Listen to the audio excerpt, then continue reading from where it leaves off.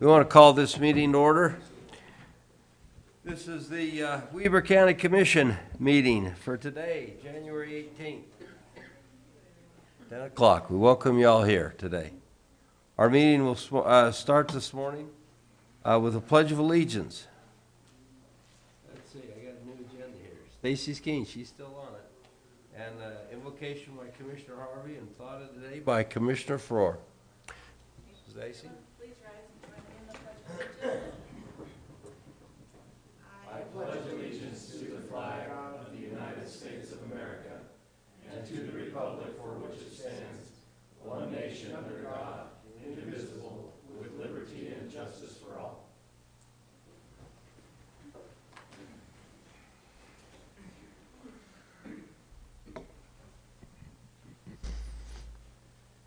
Our Heavenly Father, as we remember Thee and remember our place this morning as we begin our commission meeting, we are grateful for this opportunity, Heavenly Father, to be here and to have this process. Grateful, Father in heaven, for our republic and for democracy. We're grateful, Father in heaven, for the tender mercies that are surrounding us so often. We pray, Father in heaven, for the people of our county, not just for those who are enjoying great things, but for those who are having hard things. Help us to remember our place, Heavenly Father. Help us to remember who we are and that it's the importance of being able to treat others with respect. We're grateful for what we have. We're grateful for family. We're grateful for freedoms, and please bless those who are actively and who have spent so much time in making sure that our freedoms are protected. These things we say in the Savior's name, Jesus Christ, amen. Amen. Mr. Chair, so yesterday we celebrated Martin Luther King Jr. Day, which is celebrated on the third Monday in January every year. So I thought it'd be appropriate to talk a little bit about Dr. King. Some of us actually grew up in the late 50s and 60s and remember these times. Not very many people in this audience probably, but I know that myself and Commissioner Jenkins were there. So we remember Dr. King's work. He's a Baptist minister, instrumental during that period of time to end racial segregation. And the important part I think we all need to remember, he did that and he based his focus on nonviolent, let me say it again, nonviolent demonstrations. And for those that grew up during that time, we remember that wasn't always the case. There was a lot of violent demonstrations in the southern part of the United States. And he took the opposite approach, which I think can be a lesson to us all, that violence and antagonistic efforts to change is not always the proper way and probably not the best way to make change. He made some changes. He was instrumental in the Voters' Right Act in 1965, signed by President Johnson. He was actually awarded the Nobel Peace Prize in, I believe, 1964 through there. So he's a person that, in my opinion, deserves the national holiday. Recording in progress. He's done a significant amount of teaching us all in the United States how to work together in the betterment of our entire country. And I think he's instrumental in doing that. So that's my thought, Mr. Chair. That's a great thought. Thank you. Very good. Well, with that, we'll go to the consent items. This is the worst part of being the chair. You have to read down through all these consent items and everything that's on the agenda. First item, E1, is a request for approval to ratify warrants 9535 through, or 4935 through 4969, and 464893 through 465022, and 145 and number 145 in the amount of $2,492,951. Request for, number 2 is request for warrants 4970 through 4997 and 465023 through 465177 and 146 through 419 in the amount of $1,607,560. Number 3 is a request for approval of purchase orders in the amount of $2,211,765. Number 4 is a request for approval of the ACH payments to the U.S. Bank in the amount of $175,508. Number 5 is a request for approval of the minutes for the meeting held on January 4th of 2021. 2021? Yeah. 2022.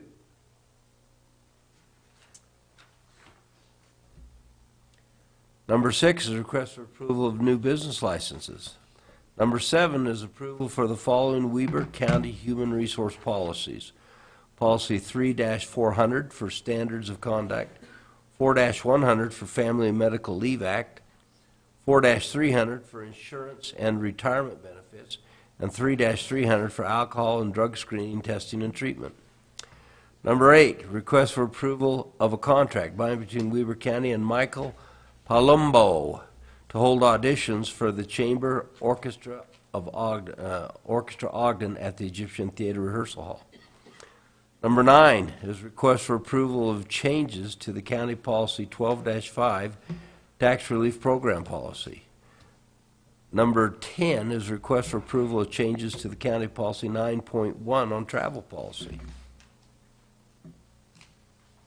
Number 11 is request for approval of amendments to the following agreements for indigent defense attorney by and between Weber County and the following: Richard Williams, Carl Anderson, Carolyn Perkins, Gage Crowther, James Vitalik, Jennifer Clark, Kevin Richards.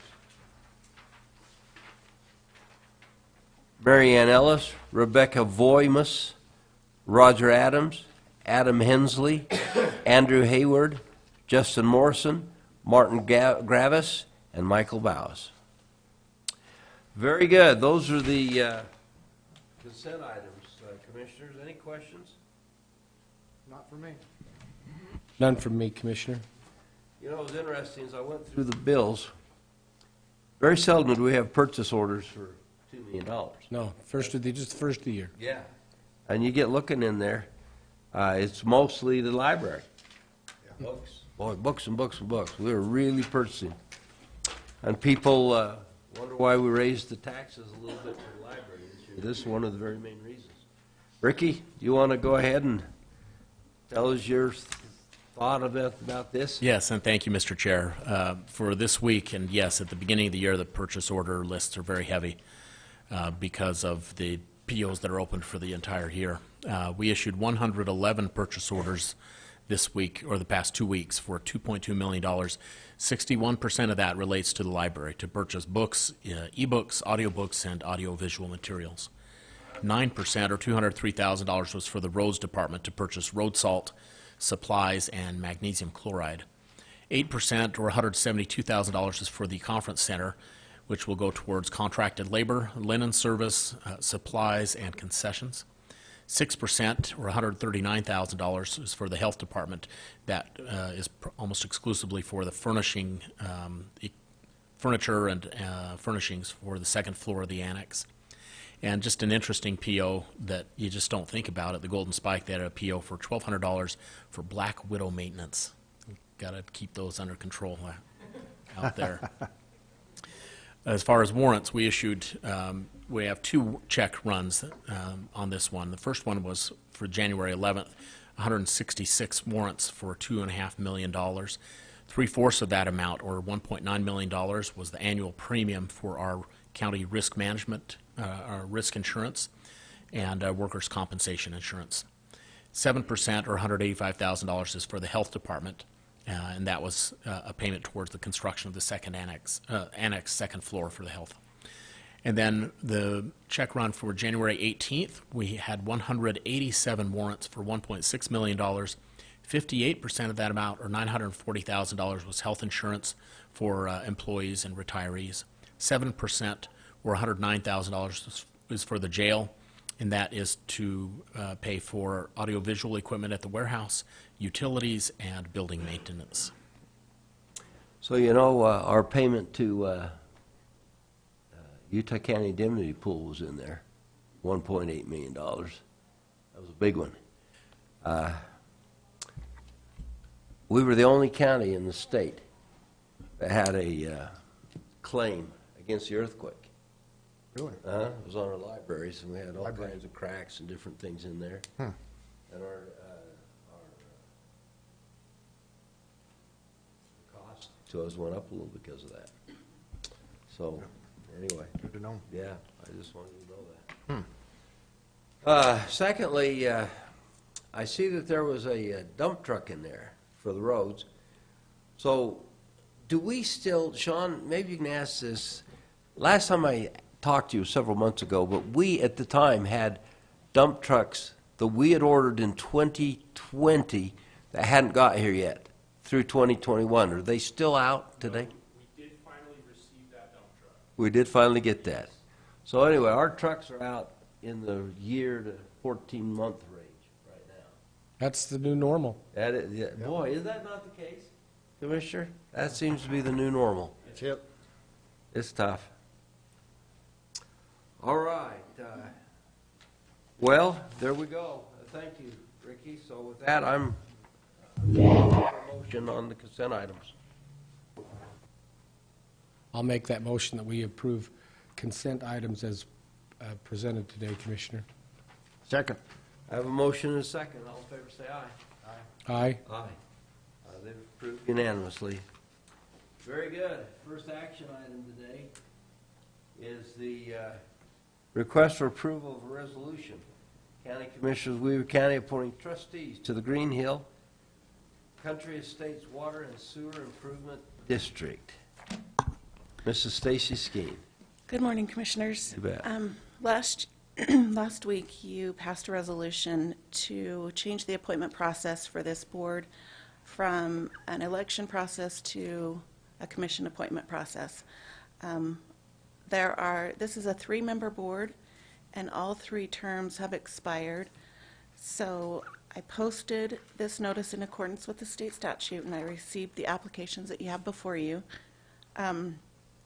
You're going to choose 3 members, and after you choose those 3 members, then I will put the 3 names in this little jar up here, and then you will choose for the appointments so that they may be staggered. So one appointment will expire in 2023, and the other 2 will expire in 2025. This is Resolution 02-2022. I'm sorry, Mr. Chair, for butting in. Can you read those names to us again, Stacy? So Leslie Stitt, Jean Brill, Gary Hebert, Jacques Bihar, and Howard Ratcliffe. And I did receive one other application, but it was after the Close date. closing date, so it wasn't accepted. Very good. So, question to you, comment. If we choose to choose somebody to take the short term, we could do that. We don't have to put those names in a jar. Typically, it's done by lot, I so know. you draw. Do we That would have be to an do attorney that? question. So if you wanted to appoint somebody specifically, the state statute allows the county commission to either appoint or done by election. And if the resolution last week was done to allow the commissioners to appoint, did it specify the method for doing that I don't in the know that- resolution? I don't know that it did. We'd have to review the resolution and see if it specified a method for doing that. No problem. Well, Drawn out. I just wanted you to know you had another choice if you wanted, but it sounds like maybe we don't. All right, Commissioners, would one of you care to make a motion on this? Mr. Chair, Yes, I'd be happy to make a motion when you're ready. I'm ready. So, before I make that motion, I would say that, yeah, we received a letter, a month or so ago, that current trustees were not following state statute because of the appointment process or election process.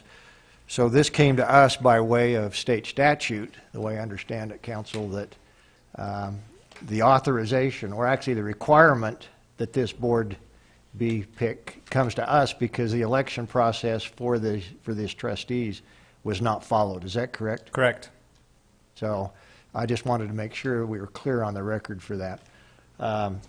And I can say without question, Mr. Chair, that this is probably the largest number of emails, phone calls that I've received on any particular board in my history, whether it be state or county government.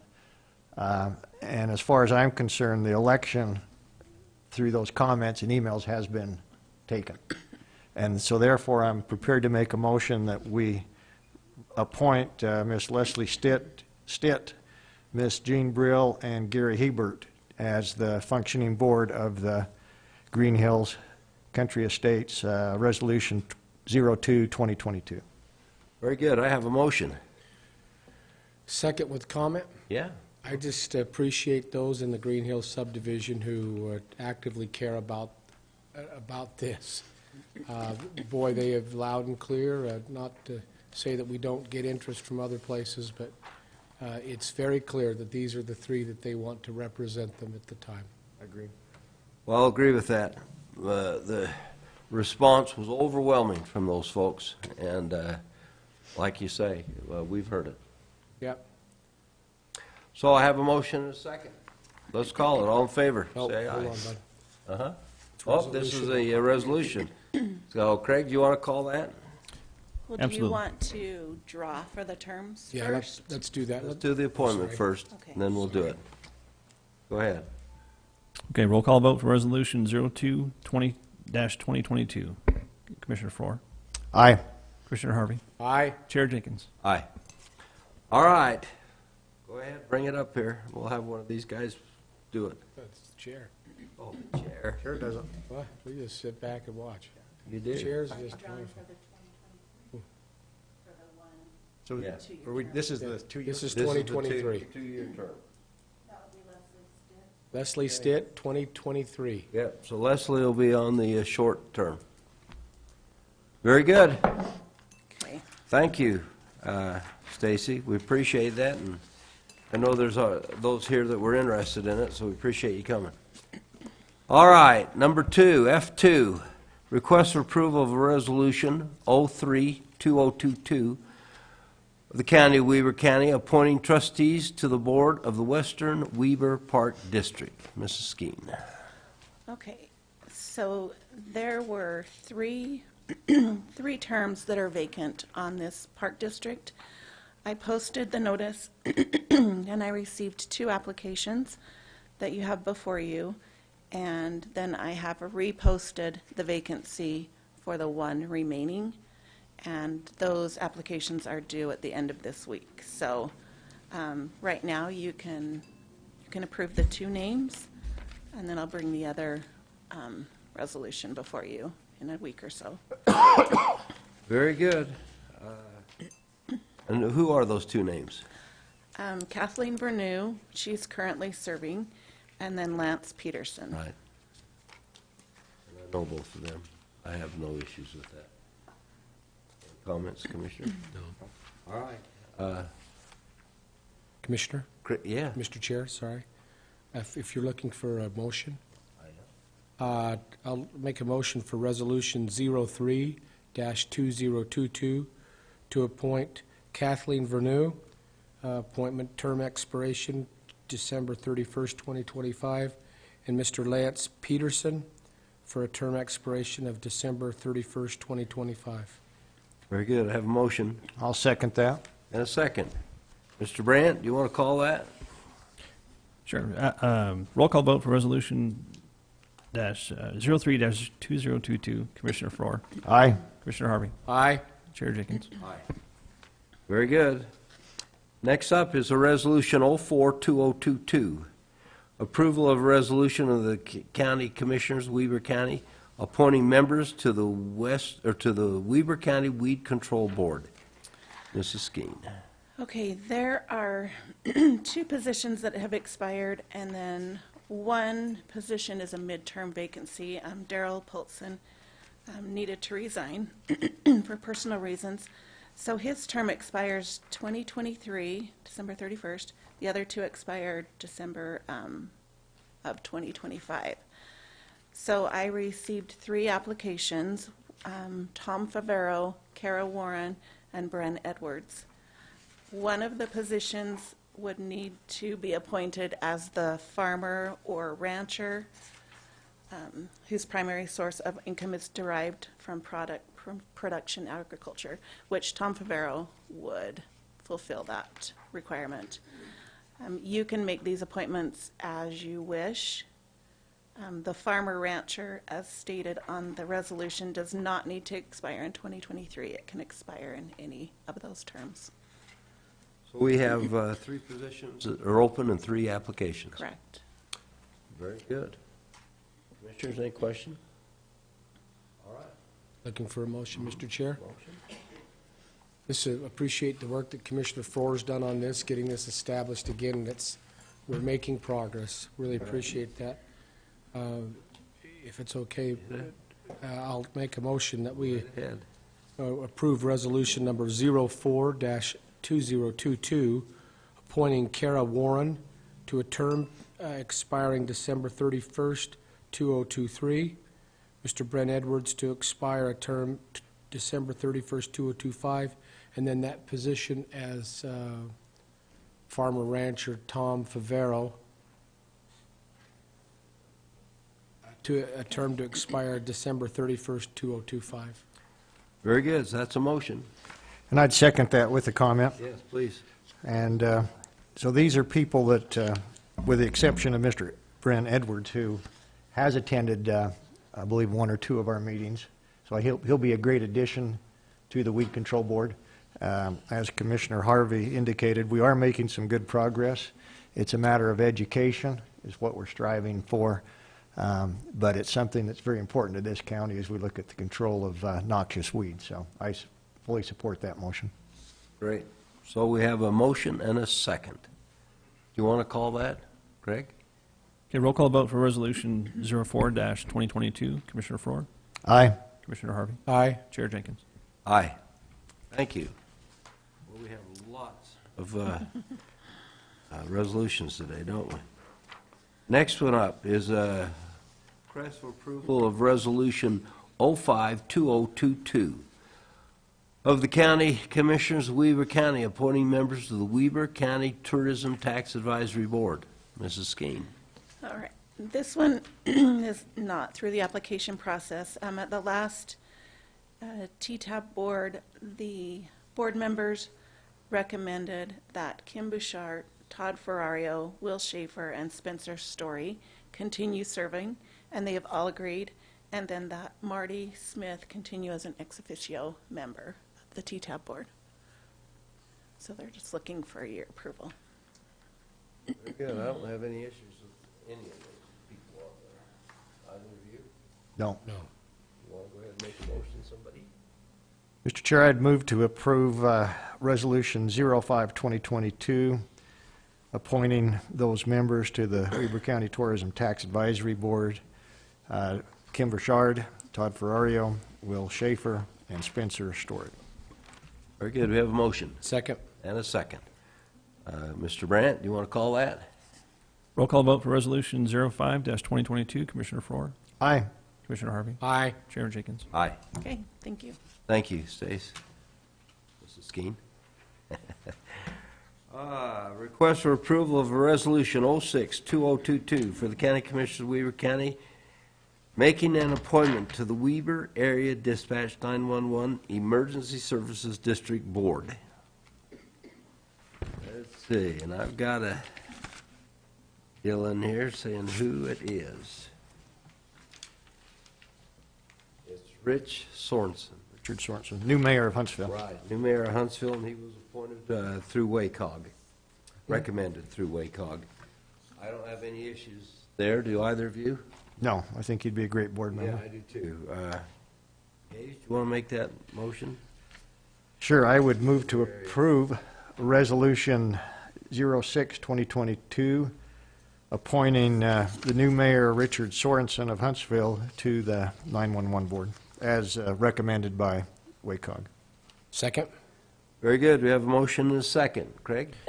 Roll call vote for Resolution 06-2022. Commissioner Faur, Aye. Commissioner Harvey, Aye. Chair Jenkins. Aye.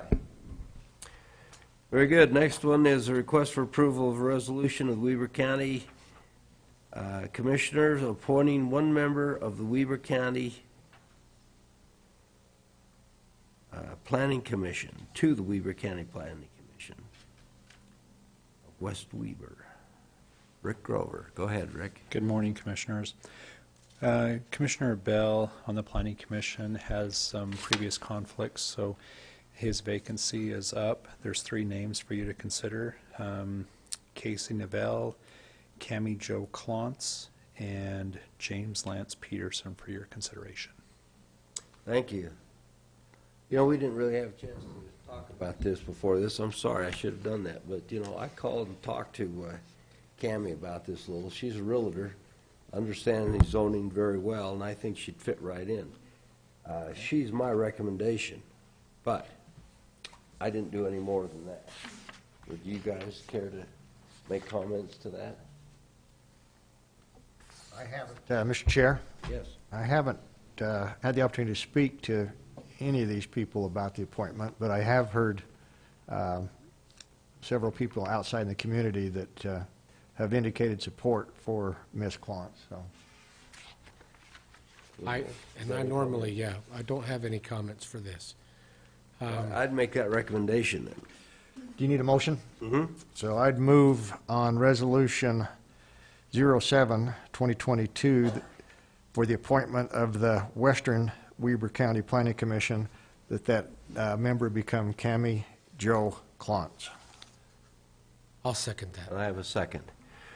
Very good. Mr. Brandt, what do you call that? Okay, roll call vote for Resolution 07-2022. Commissioner Faur, Aye. Commissioner Harvey, Aye. Chair Jenkins. Thank you, Rick. Next up is a request for approval to add a possible community block grant project to the Weber County Capital Improvement for 2022 through 2027. Chad Meyerhofer. Good morning, Commissioners. Yeah, what you have before you is just part of the process of the Community Development Block Grant Program for any of those nonprofit agencies that are requesting the county to sponsor them, is for us to go through and add them to our capital needs through, from 2022 to 2027. So the Weber Housing Authority, as you know, did come to the public hearing that we did have, and they do have a project that they're looking at applying for funds. So this process would just be to possibly add them to our capital improvement plan for the county. So I'm going to just go through and read through what their project is, if you're not familiar with it. But the Weber Human Services and the Weber Housing Authority are partnering to develop a recovery community for substance use dependent individuals in Weber County. The project will allow households to progress towards recovery in a safe, affordable environment conducive to long-term treatment. The partnership in this process of acquiring a small charter school in Pleasant View, Utah for the project, CDBG funding will be used for the remodel of the newly acquired facility and will assist in turning classrooms from the charter school into individual affordable apartments for households with substance use disorders. As well as adding this, some of the additional needs that we always keep open-minded so that we can apply for funding would be, as stated in the Weber County's original consolidated plan, capital improvement plan. Weber County Communities continues to support nonprofit agencies, and ADA standards are always evolving, and continually rehabilitating of facilities may be necessary to keep facilities compliant with new standards. Weber County will strive to stay ADA compliant with ADA upgrades project as may be required, and infrastructure upgrades pedestrian facilities near and around schools for pedestrian safety and for non-motorized transportation needs, upgrades to water systems within county parks to ensure safe drinking water, and possible sewer projects. Weber County also looks to have stormwater flood control is always a critical need, and because of the nature of floods, the location of flooding is not always predictable, and a specific project solution is not known. And we also like to implement a program to assist low-income families and or families at risk. So if you have any questions, Commissioners, I'd like to I address think them. not. For me, I've been out and walked through the project. It's a lofty goal to convert this building, very expensive. But boy, it's a tremendous building. Commissioner? Question? Commissioner Ford? No, I think if they can fit in with a budget, it probably makes sense, but it's a big project. It is a big, big one. Very good. Then I'm ready for a motion. Whoever. I'll make a motion, Mr. Chair, that we approve the CBG, the Community Block Grant Project as presented by Mr. Meyerhofer. Second? And a second. So this is for the Weaver Housing Authorities, right? Yep. Very good. All in favor, say aye. Aye. Aye. Opposed? Unanimous. Thanks, Thanks, Chad. We Commissioner. appreciate you presenting that. Number 8, under action items, a request for approval of an interlocal agreement by between Weber County and Washington Terrace City for the use of a city vehicle for the law enforcement. Tyler Greenhoff. Nobody's here. Are you aware of anything under this, Commissioner Ford? I'm not, actually. This is your portfolio. This is part of the VIPS program, but Yeah. I'm not. Well, if nobody's here to present it, we'll move on. Okay? Move, do we hold it, if you would like that? Yeah, I don't think there's a need for a motion. Okay, We'll very just good. pass it. Okay, number 9, request for approval on interlocal agreement by and between Weber County and Washington Terrace City for the use and placement of flock safety cameras on Washington Terrace City property. Colby Ryan. Don't see anybody here for that. It's in the Sheriff's Department today. Yeah, Sheriff's a little lacking today. Mike, what's the problem? I'm here, that's all. Okay, that is true, you are here. That's what matters. Okay, we'll go to the next one, number 10. Request for approval of a contract by and between Weaver County and Tony Gruber to have the Gruber Family Band perform for the Huff German Fest of 2022. Duncan, here you go. Good morning, Commissioners. I'm surprised to see you here where it's over the convention center now. Yeah, we've moved it down to the conference center, but some of my staff, we've been helping go through the process and pushing it over there. We're really excited to have the Gruber family back. They're one of the crowd favorites. They do a great job entertaining the school district kids that come during lunch, and you know, it's our pretty standard contract with them. Their prices have gone up a little bit because of flights and everything, but they're one of our favorites, and we're excited to have them back this Friday and Saturday at the conference center. Very good. Questions, Commissioners? No questions. Okay, Commissioner Harvey, this is in your portfolio. Motion to approve the contract between Weber County and Antonia Gruber for the Huff German Fest. Second? Okay, we have a motion and a second. All in favor, say aye. Aye. Aye. Aye. It's approved. Awesome. Item 11, request for approval of contract by and between Weber County and the Salzburg Echo for entertainment of the Huff German Fest 2022. Duncan, go ahead. So this is our other heavy hitter, the Salzburger Echoes, one of our favorites. They bring the Alpenhorns, they bring the bells, they bring the entertainment. And so we're excited that Tony and his band is willing to come back and be a part of this year's German Fest. Same price as we've done in the past. And so we're excited to have them back. Great. Commissioner Harvey? I just, this is a great band, and Tony Brazelton and his group there, they've done a wonderful job and continue to. If for those people that may listen now or later, this is worth going to the whole fest just to see these two bands. They're like a little concert on each one. Their sets are about an hour apiece, and really great entertainment, and the food's phenomenal there. So look forward to that.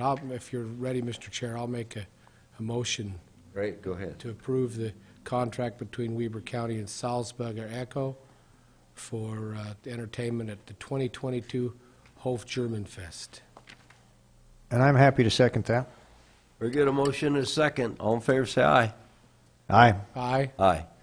So this is this is very authentic, real German music. And Yeah. of course, that's what people want to hear. That's why they come to it. Yeah, these are definitely our two heavy hitters. We've got two other contracts that we've had to go back and forth. Liam's helped us straighten a few things out to make sure we were on the up and up. Right. And so they'll end up coming in front of you next week, and that's the Park City Polka Players and Carrie Christensen. They are more of our filler acts that will fit in between these two heavy hitters. So just a Very heads good. up. Thank you. Awesome, thanks. All right, we have, let's see, got to go to the new agenda today. I need now a motion to adjourn this meeting and go into a public hearing. So moved. Second. All in favor, say aye. Aye. Aye. Aye. We're now in a public hearing. Purpose of this public hearing is to consider and take action on requests, first of all, to vacate 2 feet of a 10-foot public easement located along the west boundary of Lot 2 in the Fremont subdivision. Tammy? Lot. Tammy, how are you? I'm doing well, Commissioners. How are you? Good, good. Go ahead. I will draw your attention to the applicant name in there. It should be actually Cole Schiffelbein is the applicant for this. The Okay. applicant is looking to install an accessory structure within that public utility easement. Engineering agrees that that would be reasonable to vacate those 24 inches. We have reached out to the utility companies and received no objection to this request to vacate by ordinance. Do you have any questions for me? Questions, Commissioners? Yeah, well, I didn't see any big deal here. Makes either. sense. Yeah, if I was them and wanted to do the same thing, I'd be doing the same thing. All right, I'm ready for a motion. Well, hold on, not on that. We'll go to the second Go to the item. second. Thanks, Tammy. Second item in our public hearing is to consider possible actions on a rezone of approximately 5 acres on the south side of an intersection of Old Snow Basin Road and Highway 39 from CRV1 to CV2 zone to the from that to the FR3 zone, together with a development agreement to restrict the number of dwelling units and short-term rentals on 947 East Snow Basin Road. Mr. Charlie Ewart. Good morning, Commissioners. Let me get this queued up. This is one of those deals that's caused some of that grain or gray to come in your. It's tonight's meeting a little bit more so, but out in Western Weber. But happy to appear a little more mature. A little earlier in my career, people didn't want to take me seriously because I looked too young. So maybe a little more salt and pepper will go a long way. You guys have seen this item before. I'm trying to get it called up on your Zoom meeting. Many but, times. And about half a year ago, you guys passed an approval of the basin rezone, which was rezoning the property from CVR1 to the FR3 zone, as you mentioned. As a part of that, you wanted to see a development agreement with the developer to restrict short-term rentals. Because we can't compel someone into a development agreement, they've got to agree. We worked with the owner, and for a little while, the owner wasn't quite sure if they wanted to go into that development agreement. So in the meantime, the zone didn't formally change.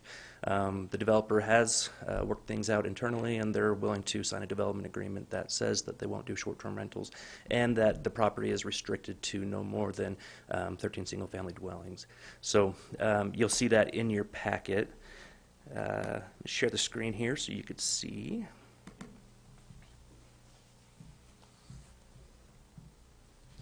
So a couple things to note. The applicant's property is the property outlined in red. The property across the street is Snow Basin property. We did have early conversations with Snow Basin owners about rezoning this property to the FR3 zone as well, and they're happy to do so. This property is currently zoned CV2, Commercial Valley 2, and this property is the CVR1 as it is across the street. Should be noted that this is in a village area as shown on the Ogden Valley General Plan. So the intent of the general plan is to create some kind of a village node here, but in working with the landowners of the area, it seems pretty clear that they don't want to see any more commercial growth in this area. In fact, it seems pretty clear they don't want to see growth in general. And so instead of going with a village zone recommendation, we're just recommending to go to the FR3, which is residential. It's a higher density residential, but again, the developer is limiting themselves to that number of dwelling units. Development agreement is attached, so you can see what that looks like. The rezone ordinance is attached. If you guys do want to approve this, the rezone ordinance is an ordinance, and then the development agreement is just a contract. So that's this item. Any questions for me on that? Questions, commissioners, on this? We've been through this multiple times. For me. Commissioner Harvey, anything? No questions. All right, thanks, Charlie. You're welcome. So the next one is a public hearing to hear and consider possible actions on the adoption of a form-based village zone, FBV, to govern the creation of the village nodes depicted on the Ogden Valley General Plan. Go ahead, Charlie. I suspect this will interest the same people that are here for the other one. I think so. So, there we go.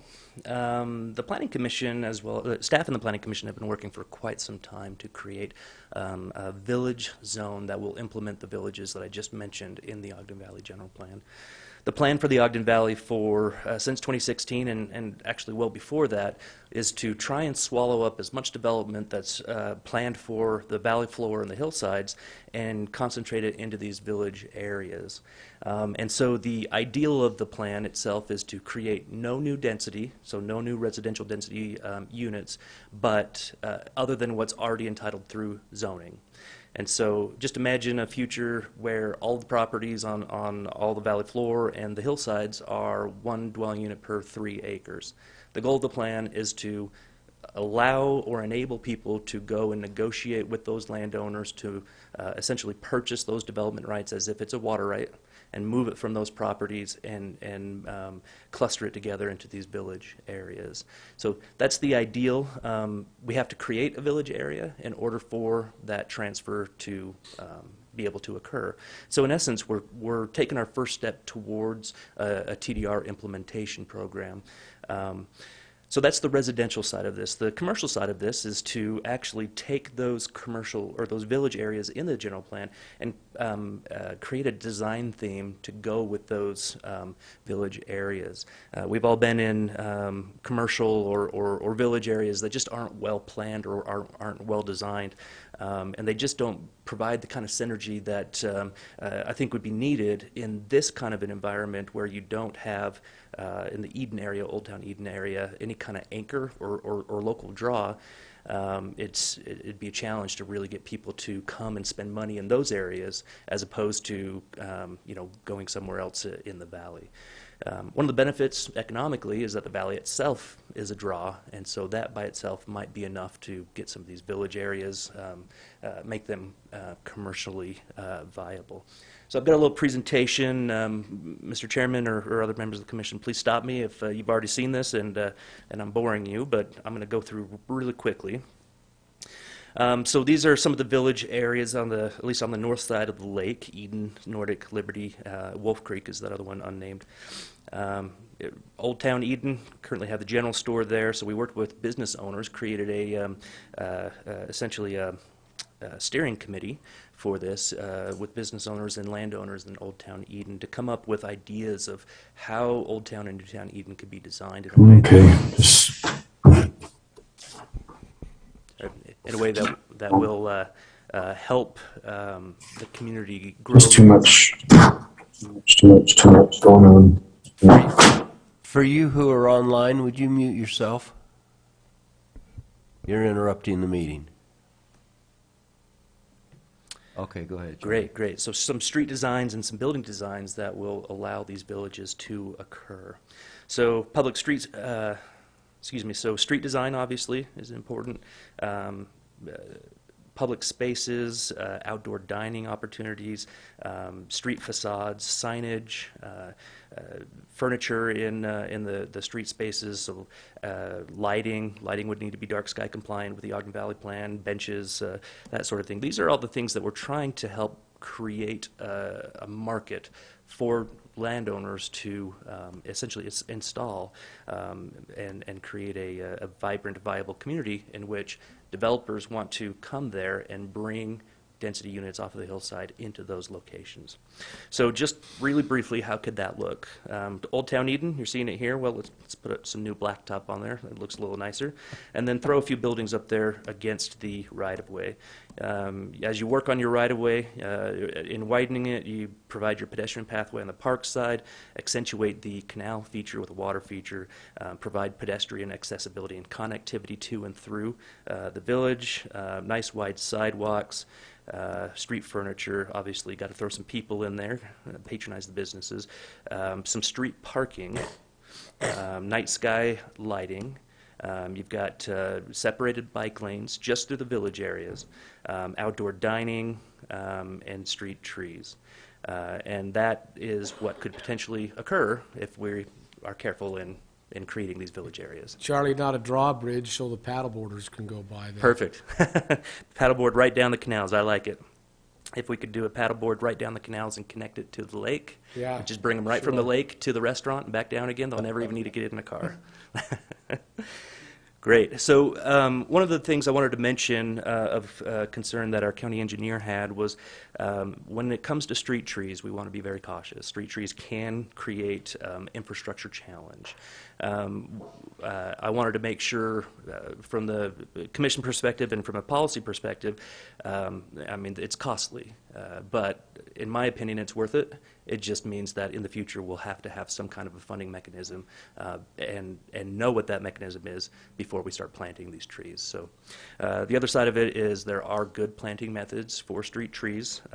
You're never going to stop roots from growing, and in some cases 20, 30, 50 years down the road taking over infrastructure, but we could plant in a way where that minimizes the effect. In talking about street trees with our engineering division, who they all have some concerns about them. I just mentioned inner city Ogden. I mean, just walking up the street here, if you took all the trees away in inner city Ogden, what would you see? Would you want to be walking around in those sidewalks around in those neighborhoods? And it kind of shifts the perspective or the opinion when you have street trees that block out some of the more blighted areas of downtown Ogden. And so trees can do a lot to create the vibrancy of a community. Let's see, there's another perspective. This is with buildings on both sides of the road.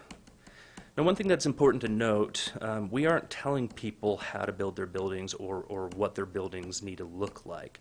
We are providing, however, some architectural guides. So we're saying in the Old Town Eden area, it's Old West Mine Town, something that you might see building architecture reflective of 1880s to 1910s through the Industrial Revolution time frame. That time frame was also the same time frame that the City Beautiful movement was happening, and so you saw a lot more attractive buildings going in. And then in the Newtown area, we're looking at agrarian architecture. So we're not saying this is what you have to build, but we are saying here are some influences we would like you to follow, and I'll show you some of those influences as well. In the Old Town Eden, this is what your current zoning is. So we've already got some commercial zoning there. After we adopt the form-based village zone, my recommendation to you guys will be either A, we go ahead and we change all the properties that are currently zoned CV2 to the form-based village zone. We'd have to do that through a different meeting and a different motion if you're comfortable doing so. But we'd have to hold a public hearing before doing so.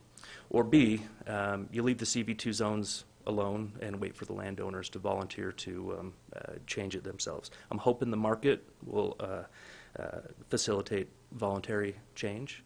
But if it doesn't, you could potentially see a used car lot going on one of these corners, potentially interrupting the viability of the plan itself. And then we'd have to wait that use out before the plan can be implemented on that corner.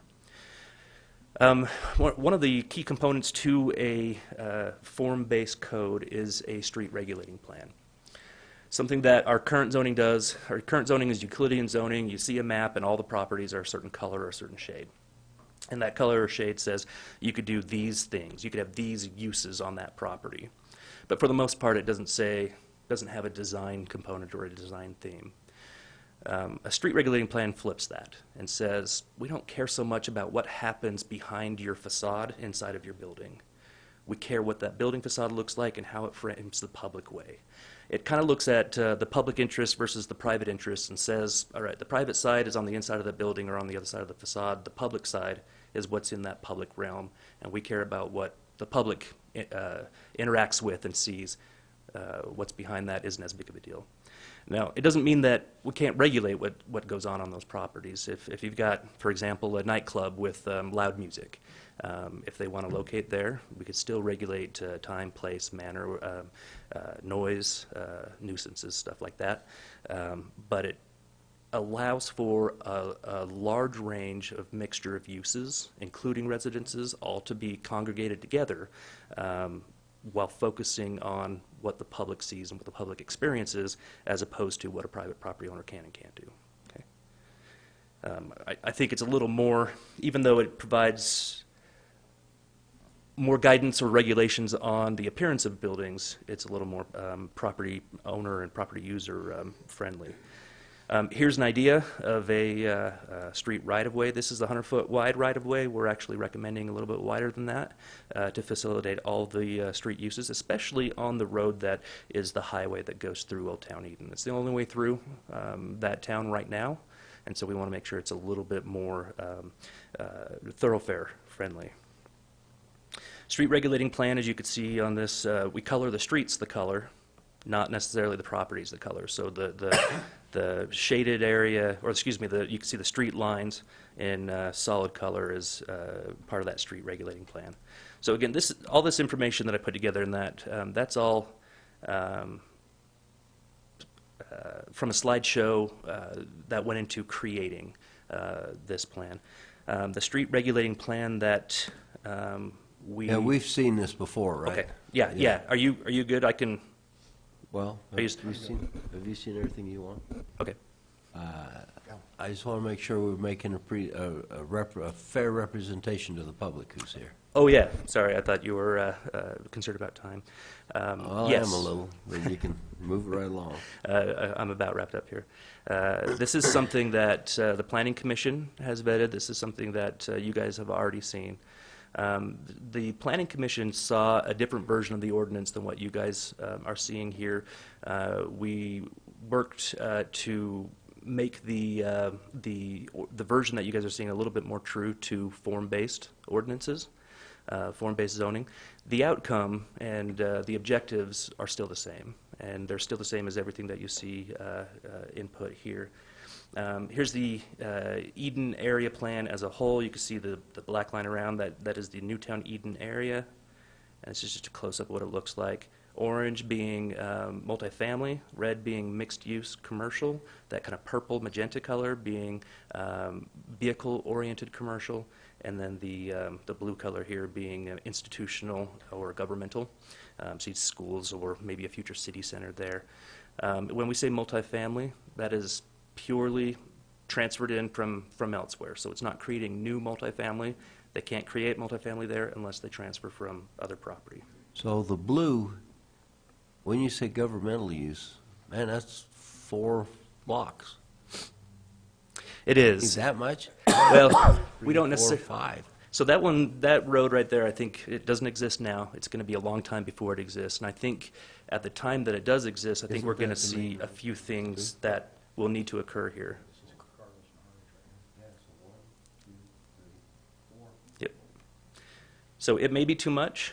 If you look in the regulating plan itself, in those blue areas, in those government areas, commercial operations are still allowed, as still is allowed. multifamily housing. Okay. This is just kind of if we as the county or if a future city of Eden or Ogden Valley town, whatever they want to incorporate into, if they want to see something in the future right here, that's where they see their city center. All right. Maybe their future park or multimodal transit or transportation facility would be there. And then here's Old Town. So you can see here's the Old Town Park right here. This one takes just a little bit of a different look. So there is no street-oriented commercial in here. Street-oriented commercial is something you have to drive to. It's your drive-through restaurant, it's your grocery stores, it's your big parking lots, stuff like that. The mixed-use commercial, that is your street front commercial retail or museum or information center or restaurant and so forth with your second-story office space or residential. Again, at the choice of the landowner. The only thing that we would require here is something that is street-facing and retail-oriented. As you kind of get out in the periphery, that orange again is the multifamily. And then a little bit further out, the kind of gold color would be small lot single family, and then medium lot single family, large lot single family, and then rural residential on the far outside. And so we're trying to provide as least impact to people who currently live here, while also giving them options for up development in the future. Again, that's only, let me make sure I reiterate this for anyone in the Ogden Valley, it's only after people have transferred residences here. Okay, just a close-up of that commercial area.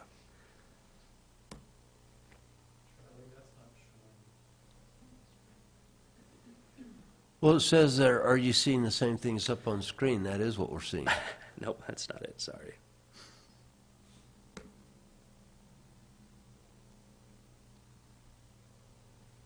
Is your computer kind of Frozen up. frozen up, Charlie? There we go. There you There we go. go. Sorry, let me try showing you that again. One says thank you for doing that. Sorry, folks, I was sharing a window and not the screen itself. Let's see, screen.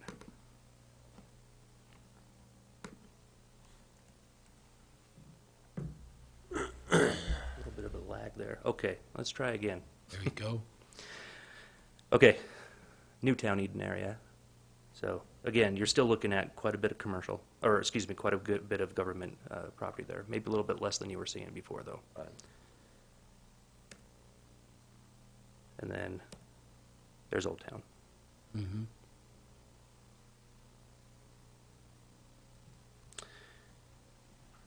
Exterior, on your bigger streets, you'll see that's where your street-oriented retail commercial space will be, with either office space or residential above.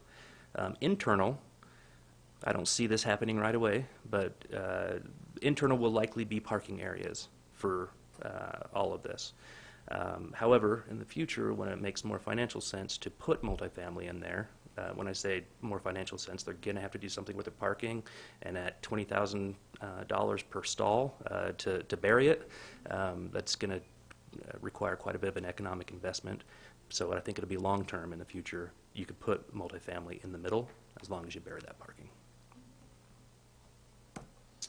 Okay, that's it. Sorry about Great. that. Questions, commissioners? No, just assumption that you can bury the parking with the water table. Good assumption, yes, yep. Commissioner Farrar? Yeah, just a comment if I might, Mr. Chair. So a couple of clarifications. Number one, this is not a new concept. This has been talked about for Since 2018, well, since 2016 when the plan was 2016. created. This is actually called for in the general plan, so this is not something that was created here. This was something that was created by those members of the public that weighed in on the general plan. That's right. I'm in support of this for a couple reasons. Nonetheless, even though sometimes I would like the valley to go back to where I grew up in it 60 years ago, that's probably not going to happen. But we better be planning for the future for my grandkids and great-grandkids that are there 50 or 60 years from now. So this is a good plan. First off, it allows us to take density off of the valley floor, maybe the mountains, and put that in areas where hopefully we'll have infrastructure at some point in the future. So that benefits open space, it benefits infrastructure. As we all know, good infrastructure bodes well for good development. Bad infrastructure creates, in some cases, bad development. infrastructure is what the valley needs. This gives us an opportunity to focus on those areas where density, unless we're prepared to go back 60 years, which I don't think we are, we need to be prepared for some type of density and locate that density where it makes sense. So I'm in support of this. I think that as we go forward, this is not going to be something that happens overnight. But as we go forward, we need to look to other areas in the valley along transportation corridors, along our resort developments, because that's where the traffic and that's where the basically public has dictated they want to be. So I think this is forward thinking. As much as I don't see this happening overnight or anytime soon, it's good planning, and I applaud the Planning Commission and actually the people that put this together several years ago. And it, as you said, Charlie, this could jumpstart some type of TDR activity in the valley, which I think everybody would, not everybody, but certain people would like to see that density from 3-acre lots that take up a lot of resources, including water, septic tank use that we've talked about before, and puts that in a good location. So I support. That's my commentary, Mr. Chair. Very good. Well, and by the studies we've had done in the last year, we know that nitrates in the dam are becoming a big issue, little by little, and this will help solve that issue. You know, Commissioners, one thing that I actually teased out of some of the information going into tonight's meeting in Western Weber, working on their general plan, is that given the roads budget over the last couple of years, 190 miles of paved road in the unincorporated areas of Weber County. Given that if you just divide that by the roads budget, you're looking at $3.22 per linear foot of street. $3.22 per linear foot. A 3-acre lot, if it is perfectly configured to 150 feet wide and very deep, that's what our minimum zoning requirement is, 150 foot width, a 3-acre lot tax revenue on average pulls out about $1.05 per foot. Now that's just streets alone. So if you're just looking at the width of a lot and the number of feet that go into a street. So that's the annual revenue we get versus the annual expense. That's the annual revenue that goes into the municipal services fund versus the expense of just the street. That doesn't count any of the other municipal services. So it's already a deficit of 2/3. And so the more you could put in, as I did a calculation of large lot all the way down to some of the smaller lots in multifamily, residential, you only start getting a gain after you got stacked multifamily. And that's, I'm not suggesting that we do that everywhere, but you're not going to ever get into the positive when it comes to street infrastructure operations and maintenance until we get some more dense areas with commercial opportunities. Very good. Okay. Commissioner Harvey, any questions? Those are some interesting numbers. Yeah, they are interesting, aren't they? Very good. Well, I'm ready to go to public comment if you two don't oppose that. Very good. So we're going to start first of all with the Fremont Subdivision easement. Is there anybody here that's come to speak to that Fremont Subdivision easement? The easement we want to do away with, vacate. Well, that's a hot topic. Is there anybody online that would like to comment to that? Okay.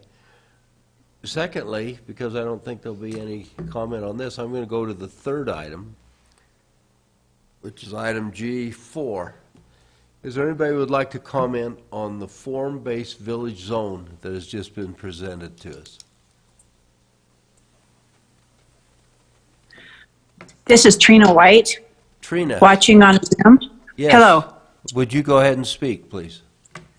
Yes, I typed in a question about this changing the zoning. You're considering this CV2 on the farm-based village zone, correct? Up on the old Snow Basin Road? No, ma'am. You're on the wrong item. No. Right now we've skipped that one and went to the form-based village zone in Eaton. Okay, I did have a question on the Snow Basin Road because of the tobacco alcohol sales at any and all buildings that would be built there, that I guess it's going to get skipped. Hold on a As second, far hold as on a this- second, hold on a second. We will come back to you on that, okay? You're out of order Okay, right as now. far as the farm-based village zone. We'll come back to and you. So do you have anything on the Eden plan? Yeah, water. You've talked about roads, you've talked about infrastructure, you've talked about parking, which I guess you don't want cars on the road. I'm not sure why you would worry about parking when you're not considering how these places are going to get their drinking water. Well, today we have considered that, and there is water available in the area to serve these folks. That dense a population, you've got water for that. Yes, ma'am, we do. Can I ask how you have the water for that? Well, it's served by Weaver Basin, and they have the rights to either drill wells or get, we're having a master study done on that right now to see if we can consolidate the way that is served. I spoke with one of their representatives last week after your business meeting, and they you know do who not that have was? any reservoirs up here and are not drilling any more wells, which would have to be drilled east of the valley. I'm on that board, and we have not announced any moratorium on wells up there right now. So that's not true.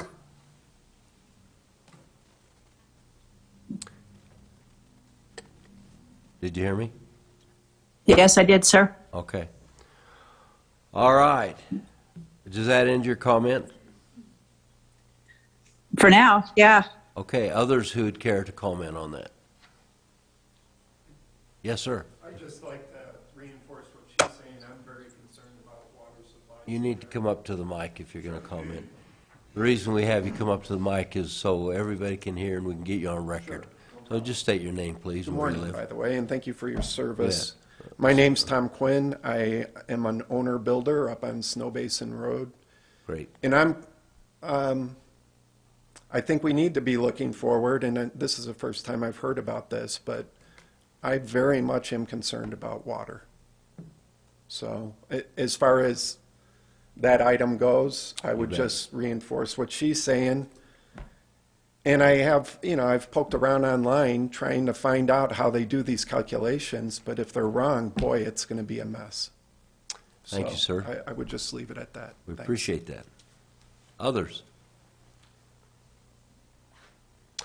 All right, we're going to call an end then to item G4, and we're going to go to item G3, which is the public hearing for the rezone on approximately 5 acres on the south side of the intersection of Old Snow Base Road and Highway 39 from a CVR1 and CV2 to an FR3. This includes a development agreement on the dwellings and short-term rental agreement with it to not have short-term rentals. So to that, this is now open. Trina, you're online. We're going to go back to you. Would you like to, this is what you wanted to comment. Would you like to comment on this? Yes. Yes, and ahead. as I had written in my question, what about that? Are any alcohol or tobacco sales going to be allowed anywhere on that property that's getting rezoned? Anything else? Is the water coming from the Huntsville water system that is the Huntsville town drinking water? Those places have been already annexed over in that area, but I don't know about that specific lot. Okay. Anything else? No, thank you. Very good. Thank you. We'll have that answered. Anybody else would care to comment? Yes, sir. Please come back. Again, my name's Tom Quinn, and respectfully. Sorry to make you say that again, Tom. Yeah, no problem. Respectfully, I object. I want to go on the record and object to even calling this as CV2. I think there was an agreement in 2008, and in my background, I've been living up in the valley off and on since 2013, so I've seen everything built up there. It seems like there was a mistake, and I know these things happen, but it's FV3, which is what my lot is, and I think it should be reverted back to that. I don't know why it never was. And the only other thing that I would say is going through these different documents, and when the zone changing was considered, all of those condominiums that are still being built directly across the street were not there. And so the way I look at this is, look at the perimeter of Pine View and then add about 1,000 feet all the way around. Probably 85% of the residences are right there. And I know because I've biked around that thing so many times, it's 18 miles. I just, again, with the utmost respect, I just don't want to see a problem. I don't want to ignore a problem that I think is coming. So that's my comment. Thank you, sir. I appreciate your time. You bet. We appreciate you coming, spending your time. Others? Mr. Byrd. Thank you. Thank you very much. I Say your appreciate name. it. My name's James Byrd. I live in Huntsville, Utah. I request you either deny or table the proposed ordinance to rezone these two properties for 3 reasons. The first reason to deny is because CW Basin is requesting property owned by Snow Basin to be rezoned from a CV2 to an FR3 without any declaration of the reason for the rezone. There is no evidence of a description of what they want to build. In fact, they don't even own the land. This is a dangerous precedent that a speculator can request a zoning change without disclosing to the community or the county what they plan to build. Why do they want this zoning change? Why isn't this transparent? The second reason is to deny the zoning change is the Ogden Valley General Plan states that this area is deemed a village, and boy, we're probably like a village like you're talking about on Eaton. I've been informed the county does not have a definition of village. If you remove the CV2 zoning on a Snow Basin property, then you reduce the possibility of any commerce that could provide services to the multiple condominiums, homes that you have allowed to be built in this village area. Essentially, if you allow this zoning to become F3, the definition of a village would be a cluster of high-priced housing developments, 2 of which are gated. What is the county's definition of a village? Does a village include commerce? Why would you go against the Ogden Valley General Plan? And Charlie said the property owners didn't want a village. I don't know any property owner that has said that, unless they own literally the property that CW Land is talking about. The third reason is to not give up your control over the property that is you're describing as CVR1 and Mr. Quinn was discussing about. As you know, the last zoning agreement, which occurred in 2008 between Amsterdam Capital and the county, gave you the control to keep this parcel residential, FV3. In the last Monday's meeting, you were told you had a choice between CVR1 and FV3. In addition, there are 2 previous zoning agreements, one in 2000 and one in 2003, between the county and various petitioners that state the same requirements. If the specific petitioner does not complete the project, it reverts to residential, FV3. That is the precedent. Past Weber County commissioners gave you the control to decide what is best for that corner lot, not developers. All 3 of these documents are disclosed in a July 20th title search completed by Commonwealth Land Title. Apparently, this title search was requested by the previous owner. That means that CW Land had access to it. I request you keep this control because the planning department has frequently stated a CVR1 zone would allow worse developments, such as gas stations, 20 development. Their suggestion is the commissioner should approve the change to FR3 because it would be worse for the community. However, since the zone should be residential, the developer should be willing to build fewer and smaller dwellings, or they are stuck with a piece of property that they can build only one house on. If you keep the FV3, you decide what is best for the valley in terms of affordable housing, so your grandchildren can afford a place, water usage, traffic patterns and with the Ogden General Valley Plan, not the developer.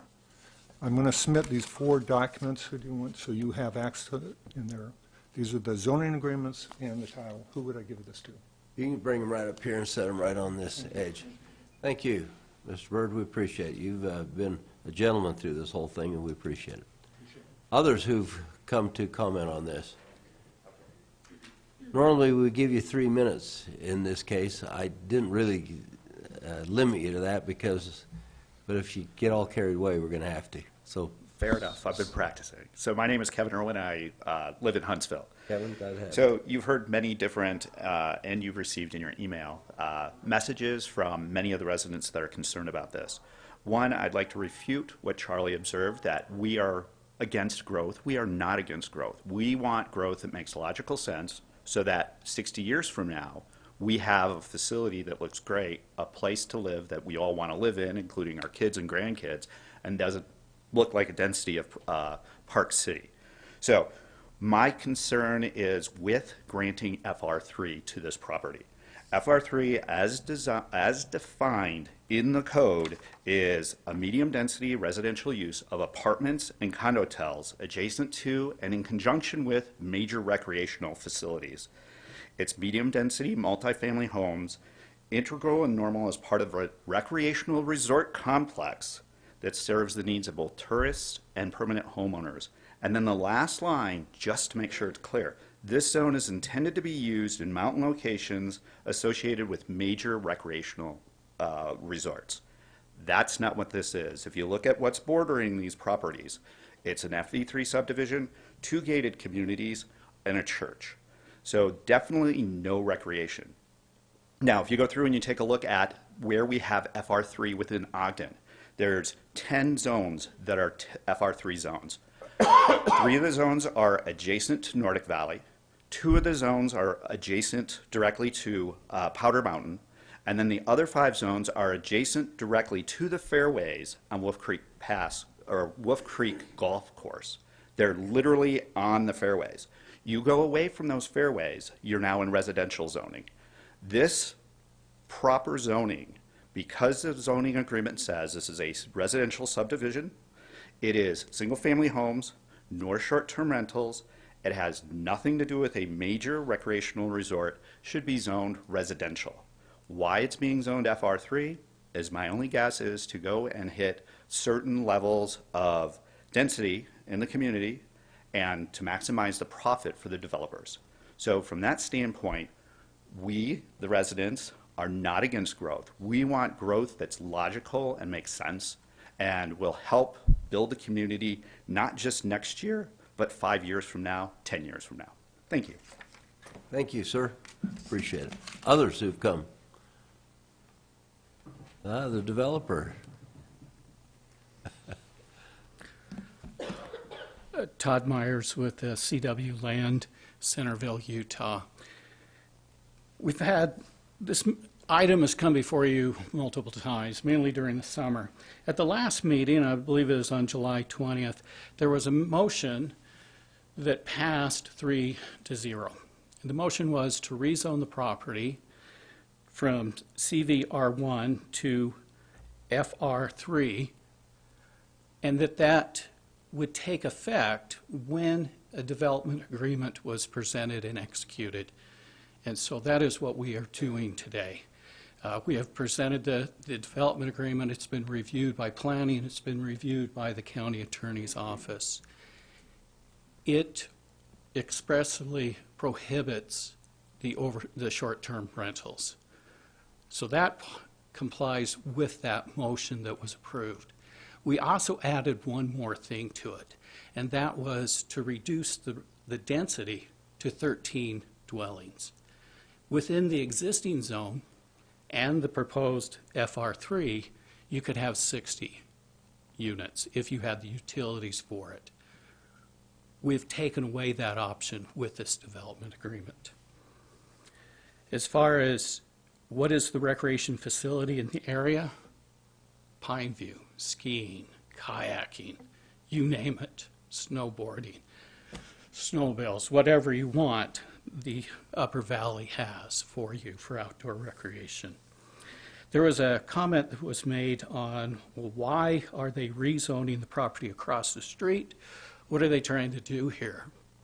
That wasn't part of our application. The staff, when they looked at our application, they seen this property sitting over there that was CVR2. They asked the property owner if it could run with this application. We are fine either way. If you'd like to remove that portion off of this action, we're happy with that. Any questions? See none. Thank you. Others who come to comment to this? Anybody online? Mrs. Skeen? See none? All right. I have some comments online. Yes. Who are you? Introduce yourself. Yeah, my name is Glade McCombs, and let me just start my video so you can see my face. But this is Glade McCombs, and I'm a resident in Huntsville. And what I would like to say is the Ogden Valley Master Land Use Plan dictates that this area of this development be designated as a village area. I love Charlie's earlier comments about a village area, and I don't know any resident in our subdivision who would object to having that location be a village area as Charlie is dictating.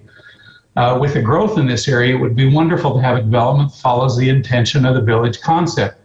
Walkable and bikeable small retail shops that would serve the residents and add to the community, instead of a project like the one being proposed that will significantly detract from any type of village feel. The proposed rezoning would only add to the already crowded nature of the intersection, also placing a strain on sensitive water availability and placing a higher demand on sewage processing. With the design of the proposed buildings, there is no doubt that the developer is selling these homes to people who will proceed with short-term rentals, even though they say in their documents they won't. Nobody's going to police that. Who would buy a residence with this high number of bathrooms and bedrooms with no usable land except for the purpose of doing short-term rentals? In no way does this rezoning proposal comply with the master land use plan of the area. The land use plan was designed to complement the community, not add bloated residential buildings with medium density, aimed at bringing additional traffic and encouraging overnight rentals to an already busy intersection. The Commission has a sacred trust to listen to and hear the concerns of local residents. They're not elected to provide approval to the motivated monetary appeals of a developer whose business model is to build high-density housing. Over a series of meetings, not one resident has voiced approval or encouragement for this type of development. After all the concerns that have been voiced, it is high time that the Commission give ear to the concerned residents who will be mostly impacted by this rezoning proposal. It is also incumbent upon the Commission to adhere to the master plan for this area and seek for a village-type development that would be complementary and consistent with the intended land use plan. As the Commissioner stated earlier, we should encourage village areas and define these locations. Well, this area has already been defined and designated as a village area. Shouldn't we keep this area as the public dictated and keep it zoned for village purposes? I implore the Commission to deny this rezone.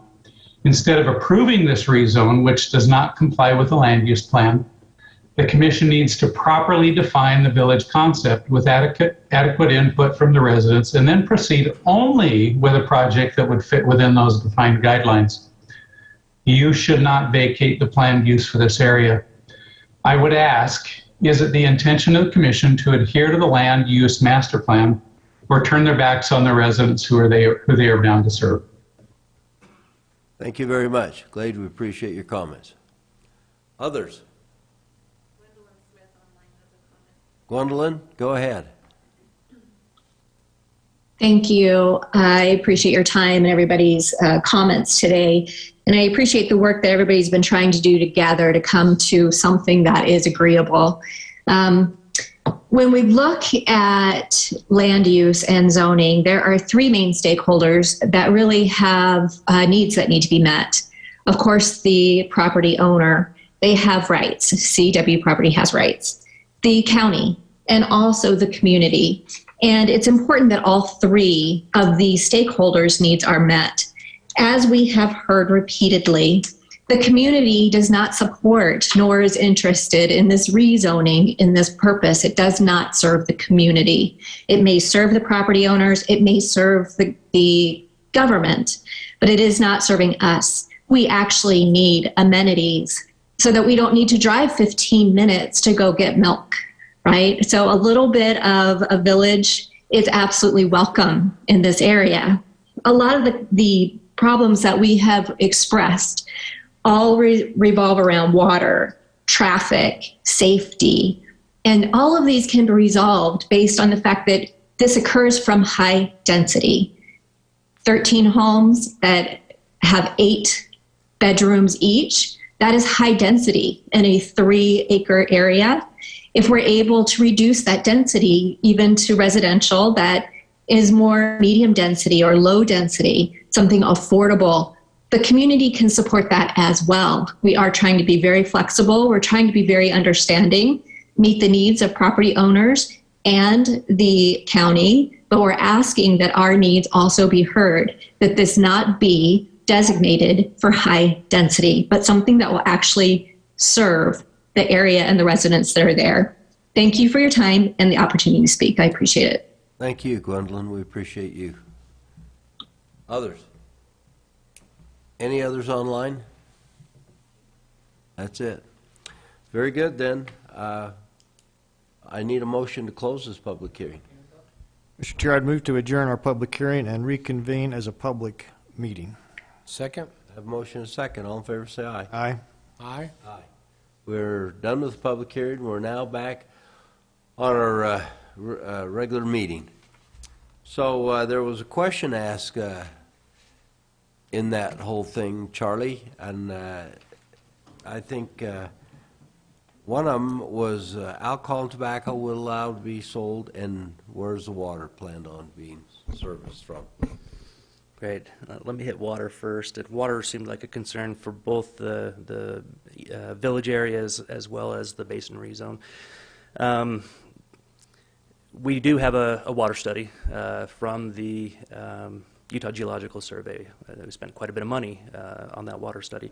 The county put in money, the city of Ogden put in money, the Division of Drinking Water and the Division of Water Rights all put in money to pay for this study. And the study came back with results suggesting that we've got more water than we have anything planned for. So basically, at final build-out, we've got enough water for that. Through wells? Through groundwater, yes. Right. And so Okay. it's just a matter of accessing that water.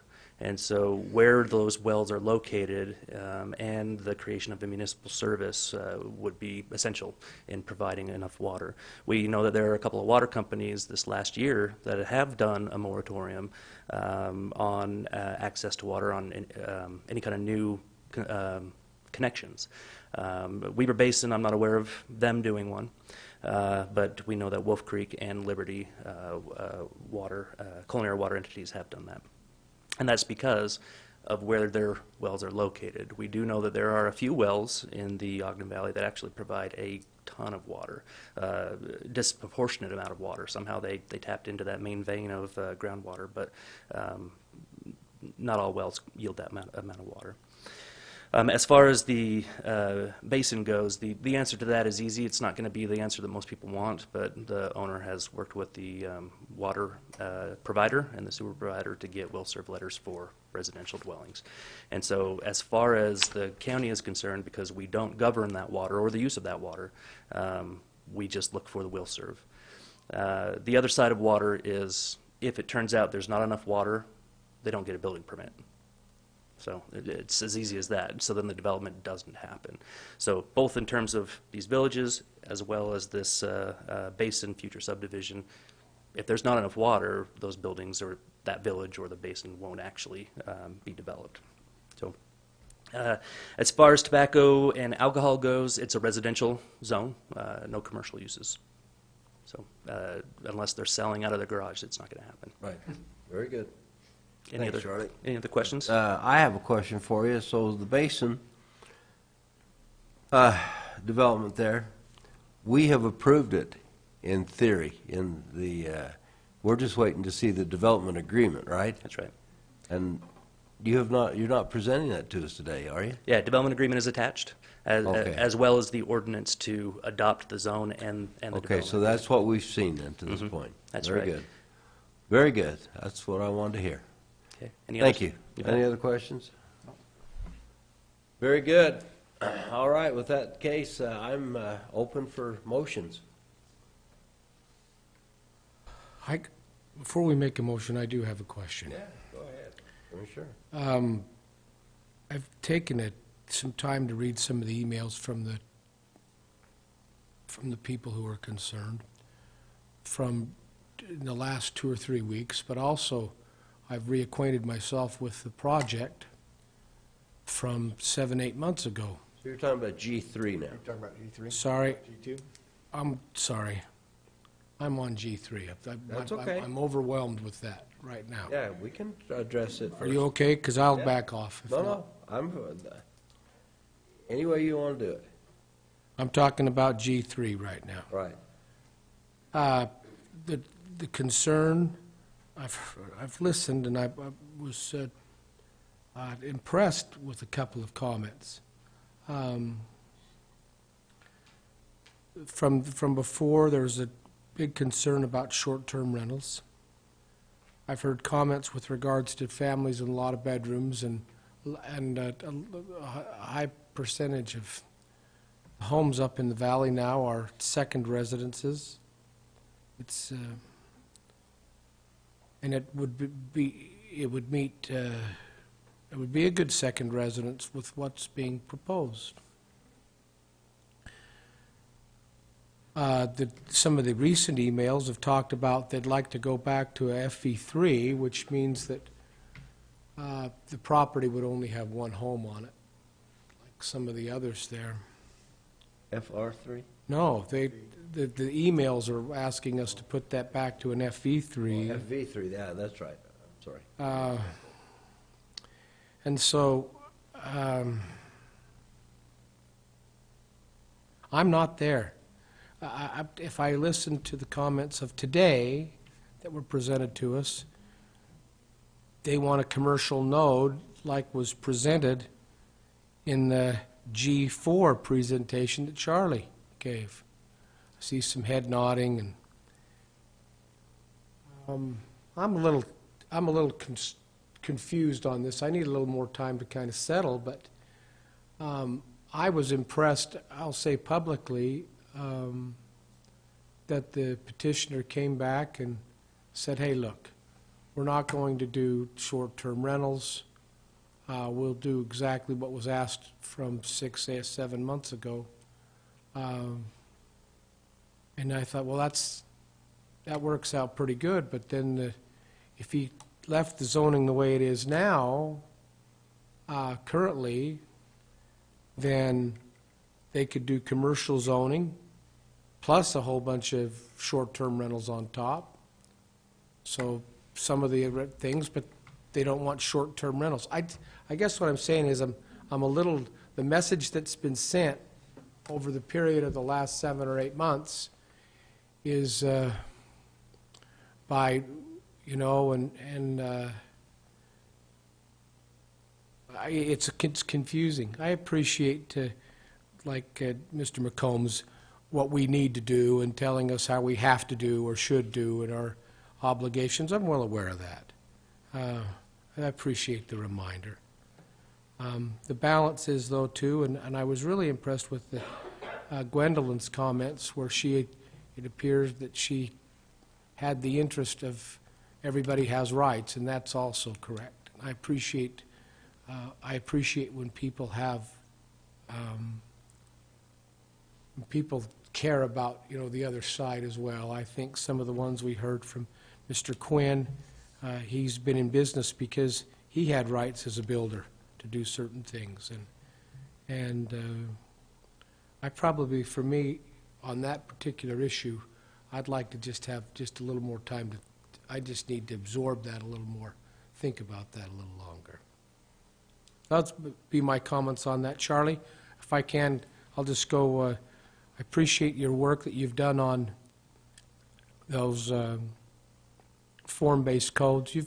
This represented a few minutes of hundreds of hours that has been spent, not just by you, Mr. Grover, you and your staff. I appreciate what you're trying to do, and you're trying to do so responsibly. I hope that people will champion those who have really studied, those who have really gotten into it, understand that we're not just making blind guesses here.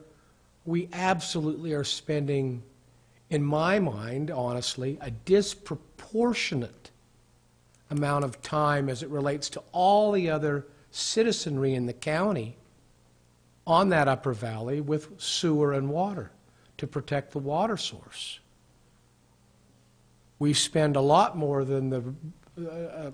time than people know, and that's our error for not communicating. But thousands of hours have been spent on water studies and sewer studies to make sure that the grandchildren of our grandchildren have adequate resources moving forward. And so that's a big concern, and it will continue to move forward. It's, in my mind, in the time that I spent, I've never given them more attention to care. So I apologize in advance that we haven't communicated that better. But that, too, as you've pointed out, Mr. Bird, you're so good at your research. But that's so available online. All of those studies are available online. But they're not the concern of that corner right now, like it is everywhere else. And eventually, people, as they educate themselves and as we do a better job communicating, they'll understand the bigger picture of the whole valley, because the whole valley drains into Pineview, not just a corner and not just a subdivision. So we're looking at it in a much broader sense for the broader well-being of the population up that. And so those are my comments. There's really not a lot on G2. Thank you, Mr. Chair, for the time. Comments, Commissioner Farrar? Mr. Chair, I'm prepared to make a motion on G3 with some comments, if that would be okay. That'd be great. So I appreciate Commissioner Harvey's comments. As I said before, I've been driving by that piece of property since about 1952, some form or the other. And I remember when that was some of the best hay crops in the valley on either side. That was part of the Theodore Jensen farm, along with some of my other past relatives that actually had control of a good share of that hillside. Well, it's not that way today, and it never will be, as much as some of us would like to see that go back. At the same time, at some point in recent history, there was a proposal by the landowner to put a hotel there, as I recall, and that was a request to do the CVR1 or CV2. I don't believe, at least in my real estate brain, that ever made sense for a hotel. And the commercial aspect of that now, because of the residents around it and the roads, I think there's better locations in the valley for commercial development. So I don't see this, and because of, at that point in time, back in the 60s and early 70s, that was the main road to Snow Basin. Well, we know that that's no longer the main route that people take to access Snow Basin. That changes really the future use of that property. At that point in time when it was zoned, I firmly believe that the commission at that time and the Planning Commission viewed that as a corridor to a future Snow Basin. Okay, that no longer exists. But you do have property rights established with that commercial zone. The question that I have is, goes back to some verbiage that was put in and actually recorded that revert, if the hotels weren't put in, reverts to the FV3. I have some issues with that, and I also still have some questions on the Snow Basin piece adjoining it. I've heard a couple different comments. So my motion, Mr. Chair, would be that we hold this at the current time. I think that Commissioner Harvey has some questions. I have some questions in terms of the surrounding. But I will go on record saying I don't believe that the commercial zone is a proper or needed use for the Ogden Valley right now. So my motion would be to hold until those questions are answered, maybe we have some additional comments and input from our planning staff and Valley residents. Have a motion, Commissioner. I'll second as long as we can make that motion a time certain. I'm prepared to make it time certain for a week from today if that's, It's even quicker than I thought, but that'd be fine. I'd do that. I didn't think by the end of the month, but a week from today or 2 weeks from today would be great. well, I would say our next available spot not to exceed the end of the month. And I will second that with that language. Very good. We have a motion and we have a second. So this is ordinance number 2022-03. Do you want to call that? So are we voting to hold? Mm-hmm. Okay. To hold, yeah. Okay, I'll make sure it's in the minutes correctly then. Okay, roll call vote for ordinance 2022-03. Commissioner Ford? Aye. Commissioner Harvey? Aye. Chair Jenkins? Aye. Very good. What about the other two? Any motions? I'll make a motion, Mr. Chair, if you're ready to accept. I am. We take action to vacate 2 feet of the 10-foot public easement along the western boundary of Lot 2 of the Fremont subdivision as presented by the Great Tamier Lot. 2022-02. 02. 2022-02. 02. Very good. And I'll second that. And we have a second. Okay, Craig? roll call vote for ordinance 2022-02. Commissioner Ford? Aye. Commissioner Harvey? Aye. Chair Jenkins? Aye. That leaves number G4. Mr. Chair, I'll make a motion that we approve, adopt the form-based village code, the FBV, Foxtrot Bravo. Oh, I forgot that. V. What's V for? Victor. Victor. Gosh, it's been too long. To govern the, huh? 2022-04. Thank you. 2022-04, as presented today. Second. Greg, go ahead and call that. Okay, roll call vote for ordinance 2022-04. Commissioner Ford? Aye. Commissioner Harvey? Aye. Chair Jenkins? Aye, and I want to comment on that while we're doing it. I really like this. The only question or concern I would have, Charlie, I want to make sure that you put the right tree in there so that they're uniform. You know, you don't want 20 different trees up and down the road, and you want a tree that's smaller. And yeah, okay, you know, go from there. So yeah, I'm all in favor of that. Very good. What would you, sorry, I'll wait. Oh, go ahead. What would be the right tree? Well, I have not done the study. For the Upper Valley, I can't answer that. You know, You have a predetermined idea. Plain City actually has a tree ordinance. I think it's a pretty good tree ordinance. They've already vetted what's good for their climate. If you read the text of the the ordinance tonight, it actually says it'll be of a tree species as determined for the climate and the area, location, soils as vetted by the county engineer. So we'll determine what that is in the future. Yeah, we'd love to know that. TBD. Thanks. Yeah. Great. Good comment. Great. All right, Commissioners, that ends our meeting. So with that in mind, Commissioner comments. Either of you care to say anything? Not for me, thank you. You said a lot, quite a bit, yeah.